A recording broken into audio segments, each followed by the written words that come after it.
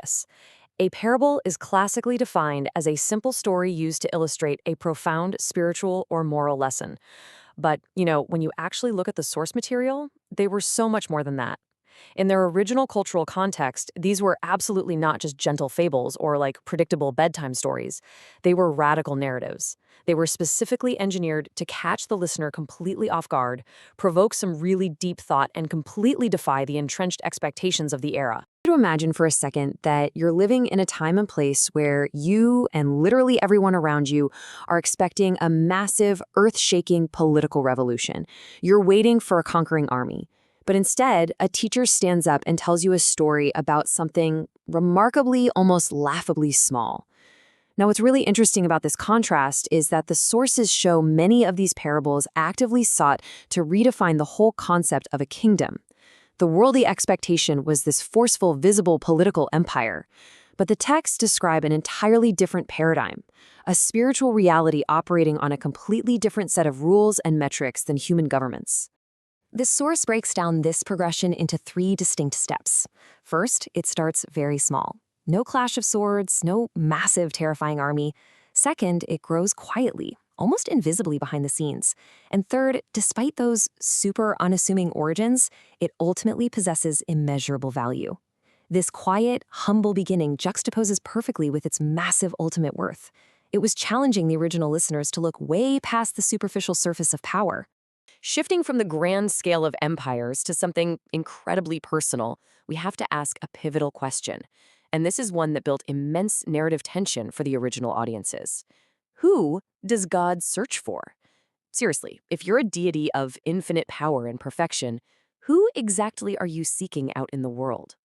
The surprisingly countercultural answer delivered in the texts is the lost and the repentant.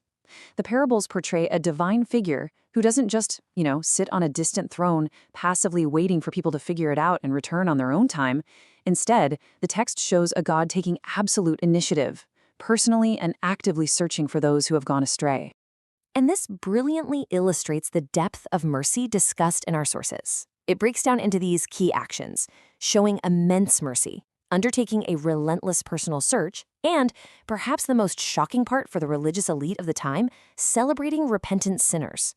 The idea that a supreme being would actively throw a party for the return of those who failed, rather than simply punishing them, that completely surprised and honestly scandalized a lot of the original listeners. Those highly personal, comforting concepts, we transition to a far more urgent pillar. As we analyze these texts, we have to maintain an objective view of the serious, demanding themes that balance out that grace. The parables frequently function as really sharp, urgent warnings. Actions matter, hypocrisy is exposed, stay spiritually alert. Delivered in rapid succession, these warnings act as a strict, uncompromising call to action. It's a clear message that outward appearances and lip service just don't cut it. The parables actively strip away pretense, making sure any religious or moral hypocrisy is brought straight into the light. The ultimate goal of all those urgent warnings boils down to one single, powerful mandate: be ready for God's ultimate judgment. The listener is constantly challenged to avoid spiritual complacency. The source material emphasizes that staying spiritually awake and prepared for this final accounting is an absolute necessity. It's the inescapable reality anchoring the moral teachings of these stories. Crucial point is how all of this culminates in our final and maybe most culturally explosive theme. Throughout the parables, we see a constant, deliberate subversion of the societal status quo. Jesus was known for turning traditional hierarchies completely on their head. The people assumed to be righteous in that culture were often revealed as the antagonists, and the people at the very bottom of the social ladder, they were suddenly elevated. It was all about turning societal expectations completely upside down, literally forcing the audience to rethink everything they thought they knew about worth and status. Just notice this massive juxtaposition. On one side, you have societal outcasts, Gentiles, meaning foreigners, and repentant sinners. In the parables, these are the individuals consistently framed as the unexpected heroes. Then, on the exact opposite side, you have the established religious leaders. Instead of being praised for their elite status, their pride and arrogance are systematically laid bare and critiqued. This dynamic inversion is exactly what made these stories so unforgettable, and frankly, so dangerous to the established order of their time. Which leads us to a fascinating final thought to close out this explainer. Do modern societies still struggle with the exact same prejudices these ancient parables tried to dismantle? By elevating the marginalized and confronting established pride, these narratives left a radical social impact that rippled through history, challenging the very foundation of how humans value one another.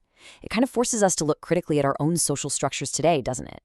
I really hope this deep dive gave you a clear understanding of the philosophical core of these ancient texts and leaves you eager to explore their historical. Big question I really want you to think about today. How do simple stories reveal our deepest flaws? On the surface, sure, these sound like basic, everyday bedtime stories about farmers and travelers. But whatever you do, do not let that simplicity fool you. Just beneath the surface, they're hiding these profound psychological and cultural insights that are literally just as relevant to us today as they were thousands of years ago. Of our stories today, we're going to use this kind of peel the onion technique, starting right off with a heavily fractured family. So, on the surface, a younger son does the absolute unthinkable. He demands his inheritance early. Fun fact, by the way, in this ancient culture, doing that was basically looking your dad in the eye and saying, "I wish you were dead." Yikes, right? Anyway, he takes all the cash, travels off to a distant land, and completely wastes absolutely everything until he hits rock bottom. Desperate and starving, he finally decides to drag himself back home, really just hoping to beg his father to hire him on as a mere servant. But here is the massive twist. Instead of rejecting him, which literally everyone expected, the father spots him from way off, actually runs to him, embraces him, and throws this massive blowout celebratory feast. Meanwhile, the older, totally loyal brother who stayed behind the whole time, he grows furious and flat out refuses to even join the party. And this brilliantly illustrates the hidden, subversive meaning we're looking for. The father in the story represents God offering this radical, entirely unmerited grace. His love isn't based on merit or rule following, it's based purely on relationship. The younger son?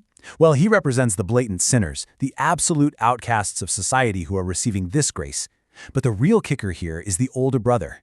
He represents the self-righteous religious leaders of that specific time, known as the Pharisees. So the story is actually a Trojan horse. It's a direct, biting critique of their deep resentment toward God showing mercy to the exact people they deemed totally unworthy. That intense internal family dynamic perfectly sets the stage for our next major question: who is my neighbor? Now, this exact question was actually posed directly to Jesus, and it's what prompted our second case study today. It acts as this really fascinating pivot point. We're moving from the internal grace within a family unit out to the external, broad societal mercy required out there in the real, messy world. Is the road to Jericho. This was a path so notoriously dangerous in the ancient world that people actually called it the Way of Blood. Pretty intense. So a Jewish traveler is brutally beaten, robbed, and just left for dead on the side of this dirt road. Step 1. A priest walks by. Now, he's a high-status religious figure, right? But he deliberately, intentionally avoids the dying man. Step 2. A Levite, another high-status religious insider, does the exact same thing, walking straight past him. Finally, step 3. A Samaritan arrives. Now, you really have to understand the context here. Samaritans were a group that was deeply, deeply despised by the Jewish people at that time, like intense cultural hatred. Yet, he is the one who actually stops, he binds the traveler's wounds, puts the guy on his own animal, and actually pays out of pocket for his long-term care at a local inn. Now, what's really interesting about this slide is that this is the true Trojan horse moment of the whole parable. The story completely, radically redefines a fundamental concept. A neighbor is no longer defined by your race, your ethnicity, or your religion. Not anymore. A neighbor is simply whoever shows mercy to someone in need. This narrative entirely shattered the cultural barriers of the day. I mean, it functioned as a direct, almost shocking rebuke to the religious insiders who let their super strict ritual purity laws completely block basic, fundamental human compassion. This one is just a really simple agrarian story about a farmer out scattering seeds across 4 completely distinct environments. First up, some seed falls on a hard path, and boom, birds immediately swoop down and eat it. Second, some falls on rocky soil. It actually springs up super fast but then dies out quickly because it doesn't have any deep roots. Third, it lands on thorny ground, where weeds eventually just choke the life right out of it. And finally, some of the seed falls on good, rich soil, where it absolutely thrives and produces this massive, abundant harvest. But let's decode the metaphor here, because it gets really fascinating. The seed, that represents truth, the Word of God. And the soils, they are the different conditions of the human heart. The hard path is basically a heart that's just been hardened by the battering of life. The rocky soil represents a really shallow emotional commitment. Flashes hot, then fizzles out. But think about the thorny ground for a second. This is literally the ultimate call-out for our modern era.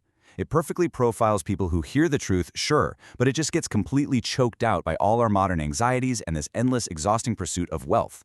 Only the good soil truly absorbs the truth and actually allows it to completely transform their life. That these stories, when you take them all together, serve as an incredibly accurate psychological profile of us. First, mercy is pretty much always prioritized over ritual purity and strict rule following. Second, grace is offered radically, completely, regardless of any human merit or whether we quote-unquote deserve it. And finally, the condition of your own heart entirely dictates your reaction to the truth. We just see this constant, fascinating tension in these ancient texts, bouncing between apathy, stiff self-righteousness, and true, genuine transformation. Which leaves us with one final, totally unavoidable question today. After stripping away all these narrative layers, the deeply resentful brother, the apathetic priest walking by, and that suffocating thorny ground, we kind of have to look inward, right? What is the condition of the soil in your own heart? Are you too distracted by modern wealth to absorb truth? Are you letting rigid rules block your basic compassion? Think about that the very next time you hear a quote-unquote simple story. Thank you so much for joining me for this explainer, and I really hope The core mystery here, a question that actually completely puzzled his closest followers in Matthew chapter 13. Why in the world would Jesus use cryptic riddles rather than just stating the facts directly to his audience?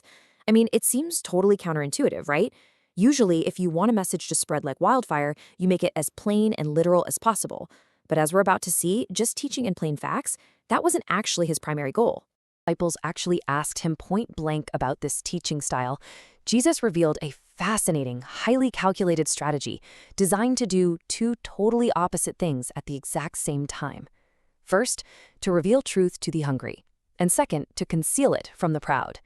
These parables were ingeniously designed to simultaneously sift the audience, basically separating the genuine seekers of truth from the cynical critics who were just hanging around looking for a reason to trap him. Let's take a closer look at the first group. For the hungry, the people who genuinely wanted spiritual transformation and were earnestly seeking God, well, these stories functioned as incredible teaching aids. They were memorable, vivid pictures, drawn right out of daily life. And what's so brilliant about this is that a parable isn't just a one-and-done lesson. It's more like a seed you plant in your mind, and it just keeps yielding deeper, richer meanings the longer you chew on it over time. Now, on the flip side, look at how the parables operated for the proud. For the cynical religious leaders of the day, these stories functioned as baffling riddles. And this was incredibly strategic. I mean, think about it. It allowed Jesus to preach absolutely radical truths right out in the open, literally right in front of his enemies, without giving them any immediate legal grounds to arrest him. If he had spoken plainly, they would have seized him on the spot. Instead, this strategy effectively sifted out the people who just wanted to gather information to use against him, keeping his mission safe until the right time. How this whole communication strategy works in practice, through an extreme contrast in economics, found over in Matthew chapter 18. In the parable of the unforgiving servant, Jesus paints this really vivid picture. We start with a king who decides it's time to settle accounts with his servants. One guy is brought in who owes an astronomical, completely insurmountable financial burden. The servant begs for mercy, and the king, moved with compassion, does the absolute unthinkable. He completely clears the worker's entire debt. Now, what's super interesting here is the sheer scale of the debt. To really get the story, we have to look at the modern equivalent of what Jesus was describing, which would be millions and millions of dollars. To put that into perspective, this represents an amount that a common laborer could literally never pay back, not even in 100 lifetimes. The forgiveness here isn't just generous, it's staggeringly, mathematically absurd. But well, the story takes a pretty dark turn. Almost immediately after being completely cleared of millions of dollars of debt, that very same servant walks outside, finds a fellow colleague who owes him a tiny amount of money, and demands payment. When the colleague begs for mercy, using the exact same words the first servant just used, mind you, the forgiven servant hypocritically refuses and violently throws the guy into debtor's prison. I mean, seriously, what was he thinking? So the crucial takeaway here is that this second debt was the equivalent of just a few dollars. When the king finds out about this shocking disparity, we're talking millions of dollars forgiven versus a stubborn refusal to forgive a few bucks, he is furious. He immediately revokes his original forgiveness and throws the first servant right into jail. Through this gripping narrative, Jesus addresses the absolute necessity of forgiveness by making a profound theological point based on two interconnected concepts. First, you have vertical forgiveness, which represents the massive, unpayable millions of dollars debt of sin that God forgives us. Conversely, horizontal forgiveness represents the comparatively minor, few dollars wrongs that other people commit against us. The logic of the parable is crystal clear here. Receiving God's vertical forgiveness strictly requires us to extend horizontal forgiveness to others. Basically, if you grasp the true magnitude of what you've been forgiven, you cannot mathematically or morally withhold forgiveness from your neighbor. Explore our second case study, shifting gears away from the economics of debt to the sheer, astonishing scale of agriculture. In the parable of the mustard seed, Jesus uses another highly relatable image for his ancient audience. He contrasts planting a mustard seed, which was famously known to ancient farmers as one of the very smallest seeds you could even hold in your hand, with its final form. Against all odds, this microscopic speck grows into a massive garden bush, so large that birds can literally come and nest in its branches. So, what does this all mean? What's the secret behind this agricultural riddle? Well, this sequence perfectly predicted the trajectory of the entire Christian movement. Just look at step 1. It had an utterly insignificant start. Just a handful of disciples following a carpenter in this obscure rural province of the Roman Empire. But then step 2 shows a quiet and relentless expansion. It didn't grow through, military conquest, but organically, kind of like a plant. Until finally, we hit step 3, where it becomes a global sanctuary, providing shelter and life to people from absolutely every nation on Earth. I want you to think deeply about this specific phrasing for a second. A global sanctuary providing shelter to people from every nation. Think about just how bold of a claim that was for Jesus to make at that specific time. I mean, he was leading a tiny, impoverished group of followers, yet he used this profound imagery to illustrate how a tiny seed in an obscure Roman province was destined to ultimately shelter the entire world. It's an incredibly powerful message of undeniable hope and just unstoppable growth. As we wrap up this explainer, I want you to take a moment and really reflect on the overarching strategy we uncovered today. When you encounter these ancient riddles, which camp do you fall into? Are you the proud, maybe just looking for information, maybe a bit cynical? Or are you the hungry, willing to meditate on these vivid pictures and allow them to produce real, lasting spiritual transformation in your life? And taking it a step further into practical application, think back to the unforgiving servant. Ultimately, considering the massive vertical debts we've all been given grace for, how are you applying horizontal forgiveness in your own life today? Are you clutching someone by the throat over a minor offense, effectively withholding a few dollars of grace from those around you? It's a challenging, provocative thought for sure, but that is exactly the kind of deep internal reckoning these brilliant parables were designed to produce. Thanks for watching. Stay blessed and don't forget to share this video with everyone.